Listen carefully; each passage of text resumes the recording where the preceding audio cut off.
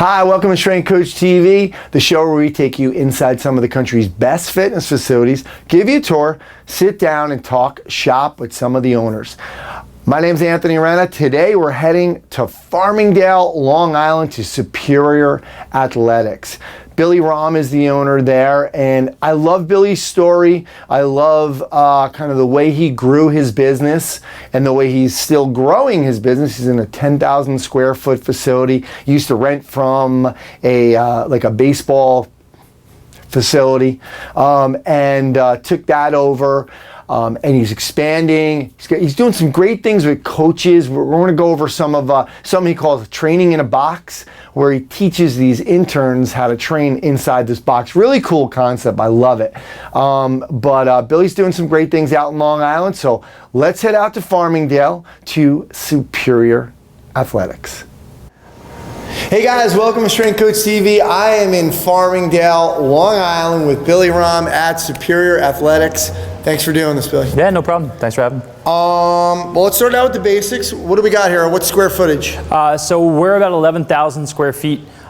We have turf from the door to the back wall of about 48 yards. At its widest, we're about 12, 13 yards wide.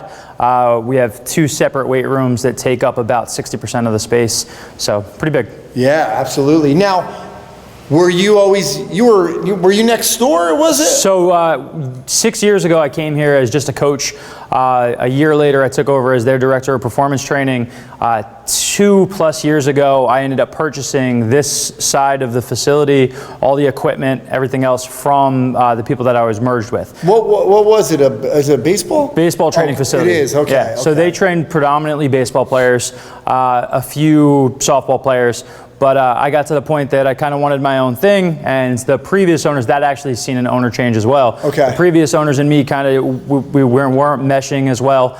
We needed to separate, and it was the best thing for both, and I took it over. All right, good stuff. How long have you been here in this space? So, like I said, I've been in this space for 6 years in some capacity. Okay. Yeah. Superior Athletics started October 20th, 2014 is when I 2014 in this. Consummated the deal for this location, and then back in April of last year, we kicked down this back wall and we expanded the facility and took on an extra about 4,500, 5,500 square feet. Okay, wow, yeah. Nice, awesome. Let's talk about who your member is. I'm guessing it's athletes based on this facility, but talk about just the member profile for a minute. So we predominantly train athletes. For the longest time, it was almost exclusively baseball players. Yep. We had a few guys who I grew up with or who I was training for a long time who were football players. Yep. So a couple of them ended up playing NFL, CFL, one still playing Arizona Cardinals.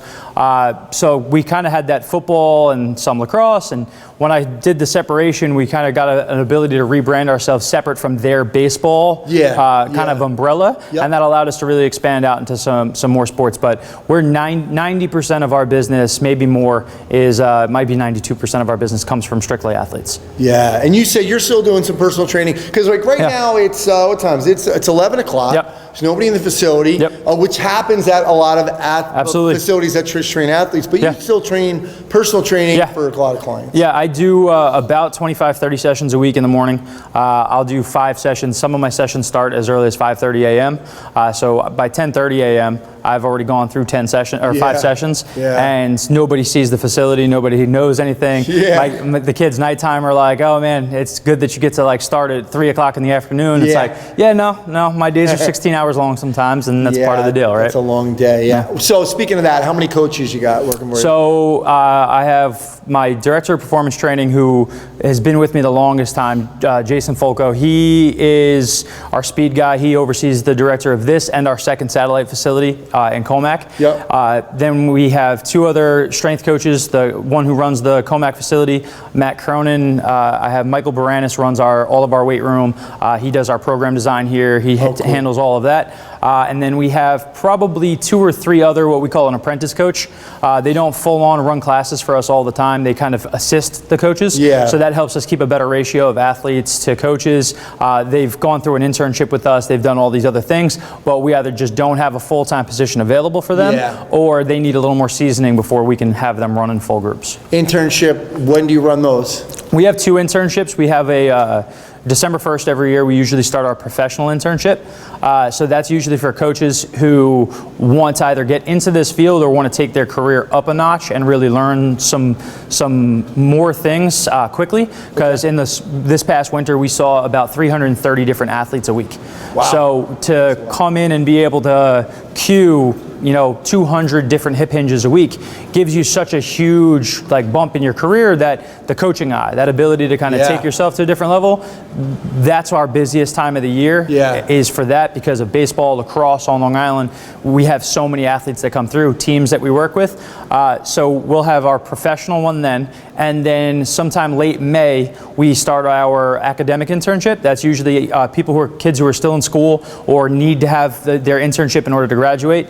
They'll come in and we'll do a little bit longer. We require them to be here more. They're doing more actual in-house education. We do stuff like that where we're trying to take it. They get to kind of link up with a coach, learn from each of my coaches the specialty that they run, how to do speed class, how to set up warm-ups, and then we start giving them more responsibility as the summer goes on. Now you can coach the warm-up. Hey, now you're going to do some segments of the speed class. We're going to let you kind of run your own thing, and usually we'll let them finish up that we get them a case study client that they can do some training with, and we can make sure that they have some more experience. Yeah. Nice. Tell me a little bit about the membership types, though, because again, working with athletes, it's so tough. It's why you have to work in the morning and personal training. Absolutely. Because you have those seasons, and Long Island. This is one of the cool things about Long Island. There's so much sports. Yeah. Very heavy on the sports in Long Island. And what I love is just kind of going around to some of you coaches. All you guys kind of know each other or know of each other. I haven't experienced any animosity with different coaches. There's enough athletes to go around on Long Island, so I love it. But tell us a little bit about your membership types here in terms of predominantly we run semi-private, so our groups will be capped around 6 athletes per coach. They start off on the turf, they then head into the weight room. Classes are an hour and a half long, so that's our semi-private model. Beyond that, we also run some specialty programs, so we'll do a youth speed and agility thing, something like Jeremy Frisch does, where we're having athletes explore the space, balance on different beams and stuff, learn how to tumble, learn how to roll, go through obstacle courses, learn basic running mechanics, speed stuff, but then putting them in different games where they're competing and they're getting to grow. Then we also have football programs that we run. We do combine prep programs, we do velocity programs for pitchers. So we'll do different stuff geared towards each individual. Those are specialty programs that run for shorter segments that we kind of plug and play throughout the course of the year that fit into what our semi-private model is, but we get to kind of rebrand it, reposition it for what we're doing with that person. And then teams. So we were talking a little bit, we do a lot of teams. So we have some college programs that use us full-time as their strength and conditioning coach. So they come in, we run all of their strength and conditioning with 40 members of their team in-house. So for 4 months of the year, we're training St. Joe's College baseball team. We've worked with LIU Post before with their baseball team. We've helped soccer organizations. We do a lot of stuff like that. That's one thing about that decision to take on X amount of square footage. You couldn't do that in a smaller space, 40 people, and working with somebody. It's great that they're coming here. Otherwise they wouldn't be able to do it, or you wouldn't be able to do it either. So, good stuff. Well, let's get a tour. Awesome. Hey, what's going on, guys? So this is the flow of how the facility is going to run.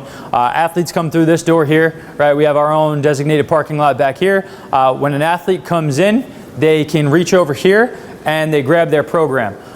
Inside a program, each athlete's going to come through, they take it down, and on the bottom of their sheet is a daily questionnaire. How'd you sleep? How much stress are you under? How's your nutrition been? How motivated? We call it, how superior do you feel today? That gives them an idea, kind of so my coach who's doing speed class can look at an athlete and say hey, how are they doing? How are they feeling? So if we're going to run a class, we know, hey, maybe we need to modify that athlete's programming today. Maybe we're not going to have them do all the way up because stress is high, sleep is low, nutrition is poor. It gives us just some feedback, but also long term, we can start to see, hey, what are areas that we can make some changes for an athlete that help them make better progress. Very cool.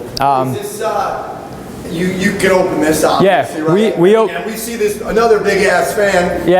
Problems with the air in the summer? Or we actually don't have air conditioning. So athletes come through here, they rely upon these fans. We actually have this gate and we have another gate on the other side of the facility, so we will get some air pull. And we've kind of made a pretty good model that we can take the air down, the temperature down probably about 10 degrees. by utilizing our fans and air passage systems. We'll actually use this on really hot days as a vent fan, not as an actual fan that moves the air through here. We actually pull the heat out so that we get airflow from the back forward. So we'll gear all of our fans to shoot the air this direction. Nice. Welcome to 90% of the facilities out there that don't have AC. Hey, listen, like, I'd love to have AC, but honestly, like, again, talking from a business perspective, it's $25,000 that I'd have to do to input the brand new piece and put that in. And while it's worth it, and it is, with our athlete population, most of them are dealing with having hot temperatures anyway. So we look back and forth and we're looking at it and we're like, hey, if most of our athletes are going to have to work in this and they're going to have to do something inside this, we can bypass that. Let's spend money on better coaches. Let's spend money on better education so that we're providing a better experience. And then when we're having a conversation about how can we grow and how can we do stuff, we always talk about the AC, and it's something that's waiting for us eventually. It's a gym, get over it. Yeah, absolutely. Billy, what's going on here? I mean, I know it's a TV, but like, is there anything special that you're doing with the TV? So one of the things that we're, like, even for myself, that I'm just trying to get prepped and kind of the idea behind Anthony right now are a few pieces of cardio equipment. We have an Aerodyne bike, we have a regular spin bike, and we have another bike. We want to get the MyZone system up on here, and then allow our athletes to track their heart rates, do everything so they can be here, see what's going on over here. We're just getting into some adult stuff, so same concept. Cool. But for right now, also, if we have an athlete who's coming in, or we have somebody who's coming in for a semi-private in the morning, I can put a program, or I can put programs up on that because I have a Chromecast, and I can just stream up there what I'm looking for. Okay, and then if somebody has an issue or they need to see, hey, what's my program supposed to be like? We have like 250, 300 different videos online. Yep. We could link somebody's program to that. They can click on it, they can get a YouTube video right up there. Right. They can see us coaching it, they can see us using it. And then whenever we host seminars, we usually will host the seminar over here on the big screen. That's where we can present, we can do stuff. Is that what all these chairs are around here? I mean, I'm seeing, is that your lounge, or what do you got? So again, with this is our parent waiting area, 5 chairs. We're not trying to have every parent that we have sit here and be involved. Training spaces at a premium, especially with us through the winter time. We don't want to have people crowding all the different stations. We kind of want to compartmentalize. With this, a few of the chairs just kind of got unfolded because we had athletes who were just sitting down and they knew where chairs were and they untucked them. But also with how many teams that we have, every Friday night currently we still have soccer teams that come through and train with us, where we have 15 parents who want to watch because they're not here for our main program all the time. So those parents want to sit somewhere. I'm just trying to get them off the turf so that we can still run and we can still do everything, but also keep them away from anything crazy. But for our athletes who are doing our primary program, class is hour and a half to hour and 45 minutes long. The first 45 minutes is here on the turf. Athletes can grab a foam roller. We don't have a nice little deposit thing up on the wall like other people do, and we have like 18 different versions of foam rollers. But once they get done, the athletes who need it can go there. We start our warm-up. Athletes do their warm-up here. We also do like hip and shoulder cars over near the wall. After that, they're with a coach. We have mini band work. We do stuff like that with our speed coach, with Jay. And then after the 45-minute speed class is over, athletes take that program that they had from the binder before, and now they're going to go into their individualized strength and conditioning program. Cool. So we have, this is our first strength and conditioning area. We'll talk about this in a minute. What's going on with the netting? Are you doing something here? Because we can enclose this whole area. Yeah, so I can drop the net if I ever wanted to. I never wanted to take it down. One of the things is we play a lot of competitive games. We'll play European handball with the kids. We play a game called spike ball. We have all these different things because we're athletes. Most of my coaches are athletes. We like to compete. And if we didn't have this net, we'd break all these lights, first off. So you inherited it, basically. But we inherited it when we came over. When I used to work here and I was just a coach, there would be times of the day, or well, pretty much all the time, the net was always down. And if we were doing speed class, everybody picked the net up and went inside the net to do speed.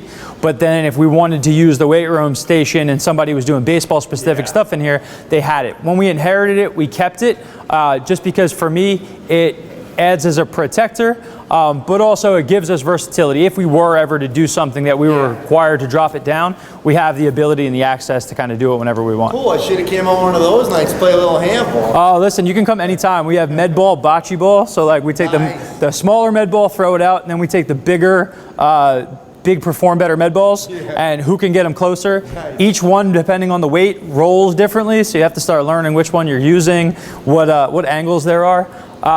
Back here we have a Vertimax bucket right there. We're just holding speed and agility equipment. We have all of our med balls. A friend of mine actually has a softball training business, so she'll come in here and she'll grab some of her stuff because she has no place to store it. So I just let her take a shelf to kind of do some of those things. Cool. After that, this is our primary strength and conditioning area for heavier lifts. So if an athlete's deadlifting or if they're gonna bench, we're doing anything that requires the racks or more aggressive thing, hang cleans, squat jumps, things that are traditional big exercises. We wanna let the athletes kind of have this with no worries or concerns about what's going on. The other area is where we'll do some more of our functional work, where we're going to use kettlebells. We might be doing our, leg lowering exercises, stuff like that. Yeah. What's going on back here? So back here will be our next expansion point. And I know that there's going to be people who are looking at this and they're like, this is where I would put my whole gym. So we have right here is we've been cleaning it out. We had to actually have a plumber come in. We're taking out the flooring. We're taking out some of the piping that was in the wall, but this wall is going to come down.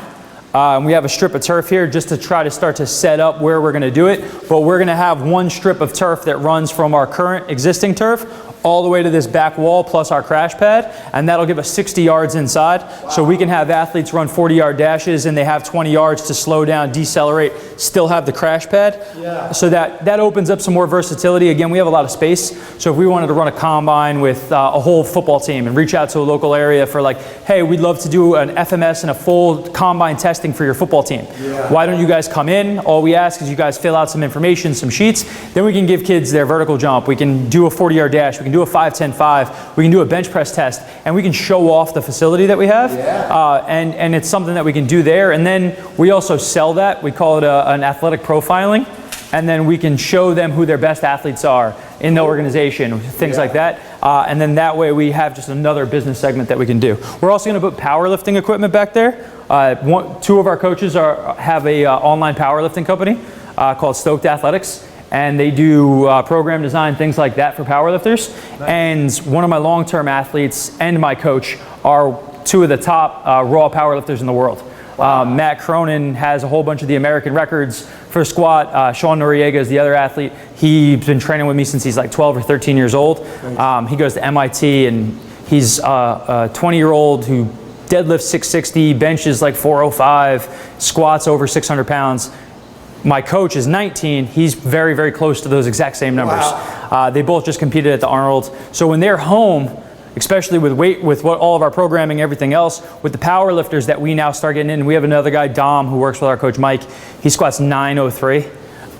If we have all those guys in here, we're running out of space for our people, so we're going to put a little more powerlifting segment in the back. Cool. I didn't get a chance to see the back of the building, but when you open that, is there any opportunities for being outside? You ever train outside? I know some places. I'd show you more of it, but it's team and rain right now. Yeah. But there is an opportunity for us to do some outside stuff. I could pin into the wall, put some TRXs. I could do some outside classes, maybe set up some outside turf area. Cool.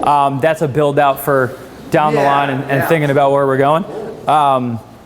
This is our ghost hallway that we barely ever use this hallway, but normally when we go through the tour, we come through that side, and then this is where we do our full evaluation. So when we're doing the evaluations, we have our FMS kit, we do orthopedic screen, everything else here on the table. So we can look at each athlete or each person who comes to the door, figure out what they need for doing their individualized program. Billy, what was this? Did you put this flooring down? Or? So this actually was part of our expansion. When we took that other wall down there, and we got to kind of come into this zone, this had actually been a dance studio for the owner's daughter. And because of it had this space, we had the idea, hey, cool, we're gonna put it, at some point in time, I'll paint the walls lavender, and I'll do that whole thing like Bill Hartman talks about, bring the nervous system down, put people in a comfort spot, try to get them into a better mobility, see if we can do things like that. Yeah. We'll probably end up doing something like that, but we'll hold meetings in here, we'll do demos, we write on the mirror because we can erase it quickly with the dry erase pens, and it gives us a place to kind of brainstorm, but also for my coaches, stretch table becomes a spot where a lot of naps have been taken, because we're always like, hey, if you're working those long days, you need to sometimes take a break and do something. But driving home, sleeping, coming back, you usually don't have that time. So that hour that you can maybe get a 40-minute nap, let's do that. We are in Long Island where everything takes about 20 minutes longer than it should. So typically. Going through, we'll come back into the normal functional area. In here we have a second set of dumbbells. We really start, these ones are the heavier side. They really start around like 40, 45 pounds and move up. We got to the point that we had so many athletes between both sides and working with our teams, and now that we have the adult stuff going, we wanted to get a second rack that would give us the ability to kind of have both sides run somewhat the same. Few of our athletes, we're starting to try to put those all the way around the facility so that we can show off some of the people that we work with. The tread sled, we actually just donated that to my old high school. We were talking before, opened up our second facility back in November, and it's in my old hometown where I played sports and I grew up. With the expansion and gonna have that much turf area, we don't necessarily need the piece of equipment. So we're gonna donate it to my old football program, give it to the weight room. They'll be able to use it. We're gonna show them how they use it. And then it's right where our new gym is, so it helps us a little bit from a marketing perspective. Very cool. At first, I want you to talk about this box, because at first I just figured, okay, that's kind of cool. You're using the tape for an outline for equipment, but this is a completely different box. I want you to explain it. So the box here is really part of an internship program, and it's part of just like our trainer education function. When we're looking at our interns and we're showing them like this huge facility where you have all this equipment and you have everything that you need to get an athlete to get better, you have everything that you would need for a one-on-one client to get better, or semi-private, whatever you're doing, you start to fall in love with the space that you have. And I think that takes away from the creativity of what it was like when you didn't have that stuff. So I started off and I was packing my equipment into my old Nissan Pathfinder, and I had bars and I had weights and I had all my speed equipment, and I'd go to kids' houses and I'd train them in their garages or on their driveway. And I'd have to hang clean weights and put it on guys' shoulders and deal with confined areas and kind of create a training effect with what I had. And I was young, and I was 19 years old, and I was trying to figure out what I was doing. But now with this huge facility, the interns don't really have that. And they come here and they start to use the whole space to try to train somebody. So I will make them learn how to program somebody and coach somebody only inside this space.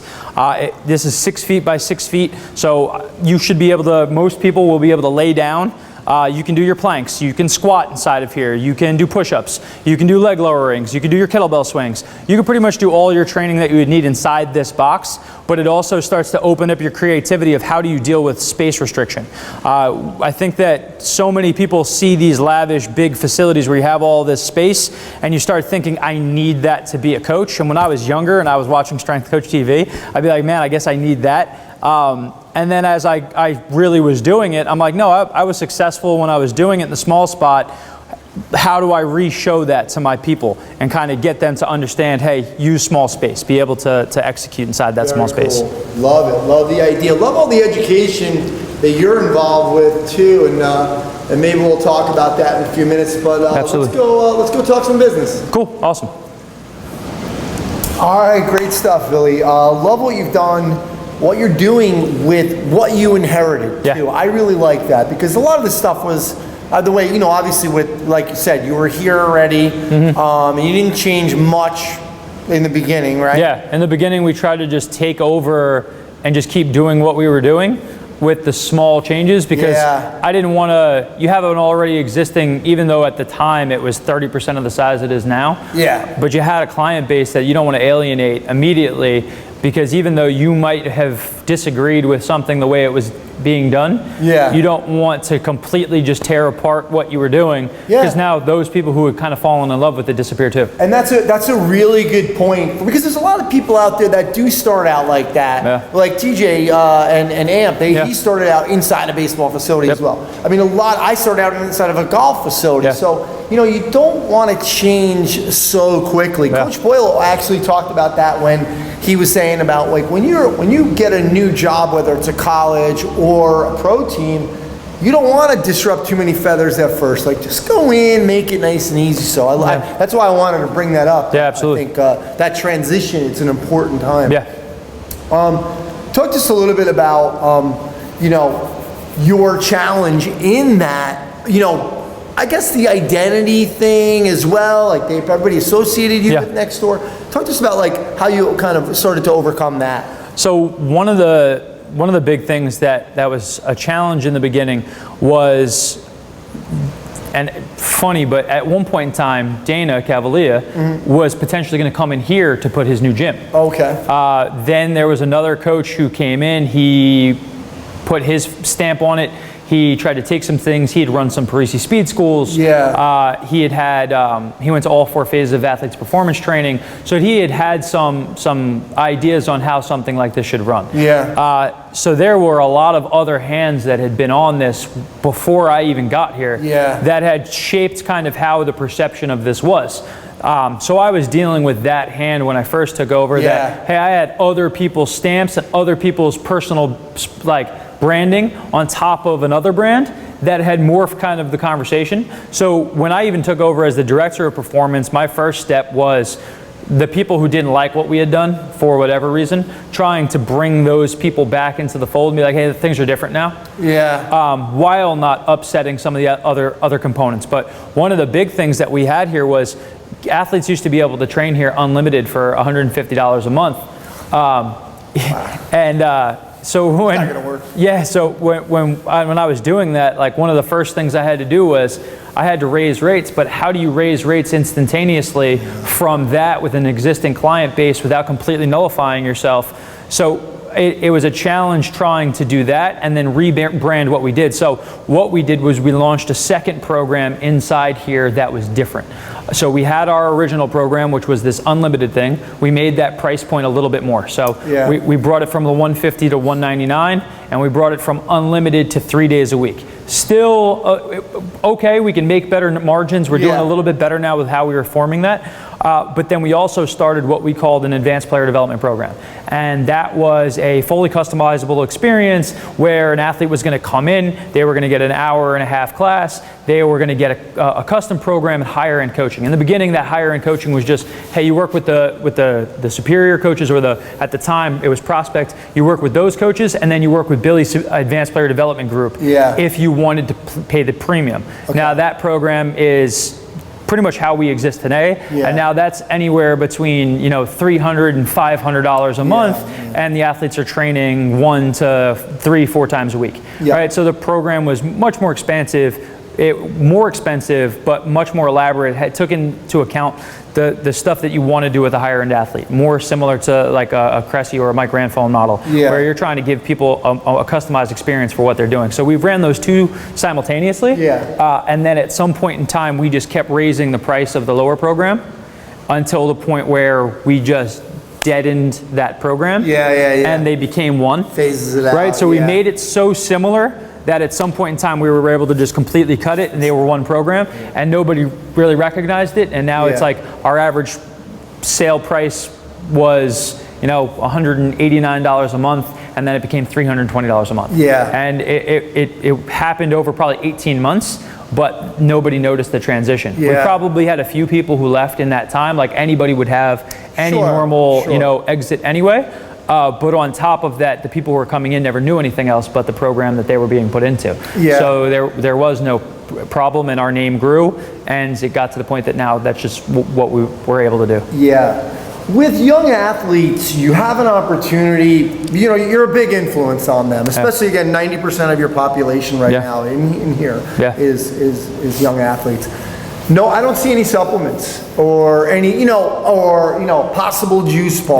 Talk to me about maybe the future of that or your stance on that. Cool. We have a drink machine in our main office. With Nesquik chocolate milk, Monster energy drink, water, and a sports drink. By our placement of it, you can tell that we don't really want it to be a driver of sales or a thing, Beyond that, we got the chocolate milk because we needed our athletes to have something that they would drink every time after they got done. Yeah. And some kids are like, I'm not going to drink a protein shake. Yeah. So a Nesquik protein edition has 23 grams of protein for the bottle. A Muscle Milk has 24, 25. Yeah. So the fact that it was 2 grams different. Sugar? What's the sugar difference? Sugar difference is probably about 10 more sugar for the Nesquik than but the fat is considerably more for the Muscle Milk. Okay. For a regular everyday Muscle Milk. Yeah. And there's very little in the chocolate milk. Then at some point in time, we found a brand of chocolate milk, or a brand of milk called Fairlife. Have you seen Fairlife before? No. Cool. So Fairlife is a lactose-free milk that also has higher amount of protein per cup than typical. So a normal cup of milk has 8 grams, this has 13. The whole entire bottle of fat-free has about 580 calories, 90 grams of protein, only 6 grams of carbs per cup. Yep. So it's pretty solid. The chocolate milk is low sugar. It's only 13 grams of sugar per cup and 13 grams of protein. So we started having our athletes drink that, and we don't even sell it, but the Target down the road from us can't keep it in stock because we probably, between all of our athletes, probably do about 50 to 60 bottles a week. Wow. Because we have some of our athletes who, because we do it, have you ever heard the, like, when you're trying to fill up your time, think of it like a bucket. You put the big things in first. Sure. So our big kids, rocks. right, the big rocks first, right? So our athletes are eating most of the time. And if you have kids who don't eat a lot and they're trying to get bigger, you tell them, hey, eat more protein, and they're like, I'm stuffed all the time, and I'm eating 1,600 calories. And it's like, you're not eating enough, but I can't eat anymore, I'm stuffed. So how do we figure out the idea? And my thought process with the chocolate milk is we're filling in the cracks, and we're pouring the water in after the big rocks. We still want to make sure the big rocks are there. They're part of the component. We're still making, hey, vegetables, make sure we're eating our chicken, make sure we're having breakfast, make sure we're doing these things.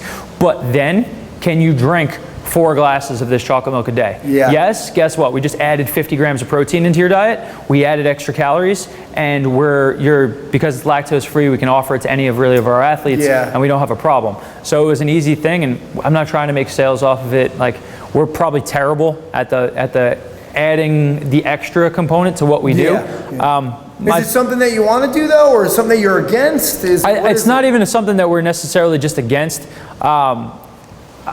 We'll give recommendations, but I also don't. I want to give a kid the best in class recommendation. Oftentimes, my best in class recommendation I can't sell, right? Like if I'm going to sell somebody like to go and get blood work done and do Inside Tracker, I can get a referral thing and I can refer kids to getting their blood work done through this. But really, if I think it's best, I'm just going to do it.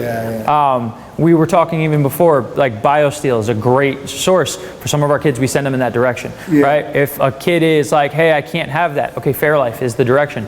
I'd rather give them for each individual person the right recommendation, and for that it means I usually can't buy bulk stuff and sell it because I'm going to have a different recommendation for each person. Okay, fair enough. Biggest kind of wish I could do over again here?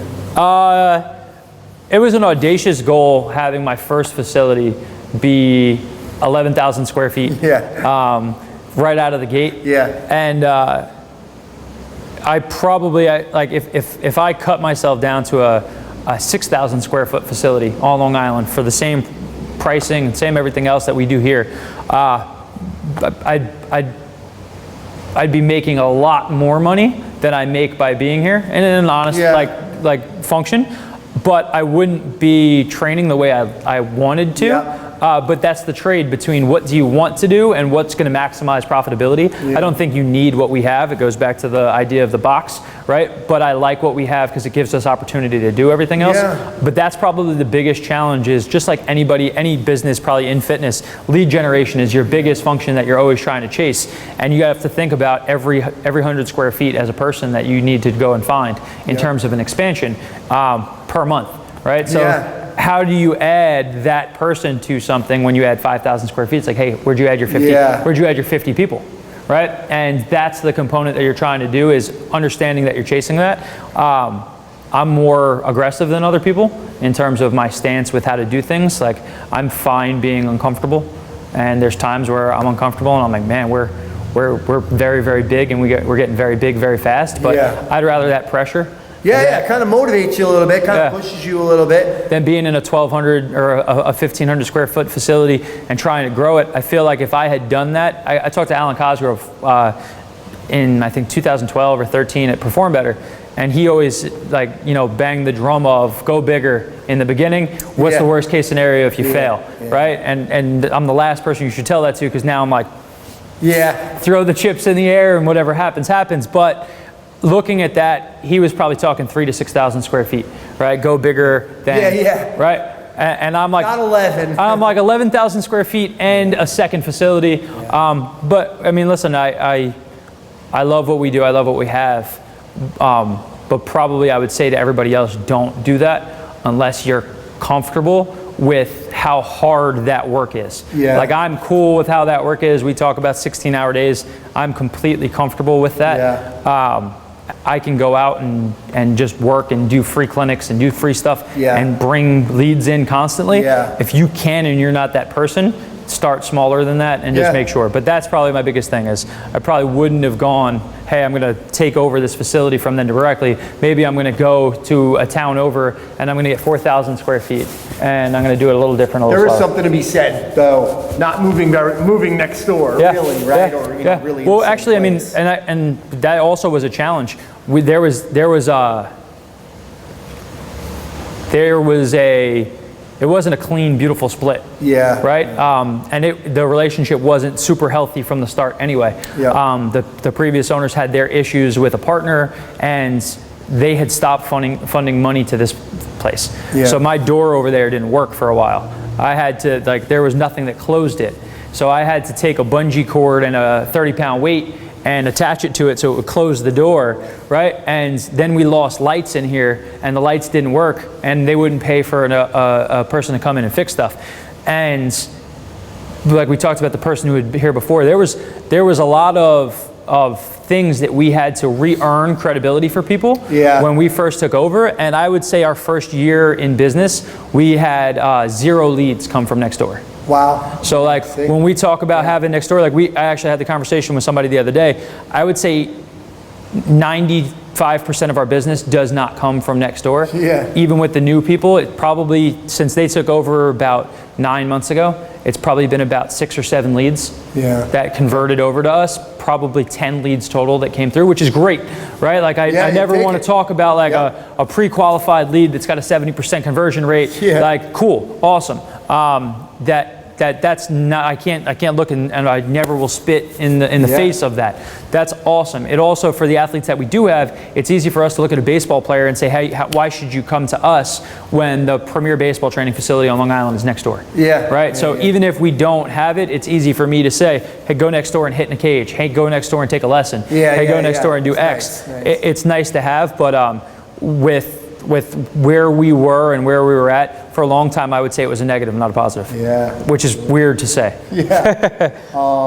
Good stuff. Well, thanks for doing this. Thanks for coming on and sharing your journey and your successes and some of your challenges, because obviously from watching yourself, it's helping some of the young coaches out there. Yeah, absolutely. And for any coach out there who watches this and is looking and wants to know more, you can always contact me. Again, Billy Rom. You can find me on Facebook, Instagram, shoot me an email at billyrom55@gmail.com. If you guys have any questions, I'm happy to answer. And thank you so much for having me on. Thanks a lot, brother. Appreciate it. Thank you so much.